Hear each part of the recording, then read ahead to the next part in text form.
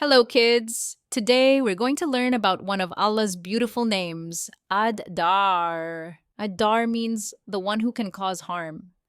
But don't be scared, Allah is always fair and wise. Sometimes things happen that we don't like, but Allah always knows what's best for us. Let's think about this. Have you ever wanted to play outside, but it started to rain? You might feel sad, but maybe the rain is keeping you safe from something you don't know about. Allah sometimes stops us from things that might hurt us, even if we don't understand why. Here's a story. Once, a little boy named Sami wanted to climb a tall tree, but his mom said no because it was too dangerous.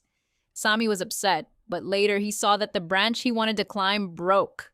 His mom protected him from getting hurt, just like Allah protects us in ways we may not see. Allah is also Ar-Rahman, the most merciful, and Ar-Rahim, the most kind. So even when something feels bad, Allah's kindness is always there.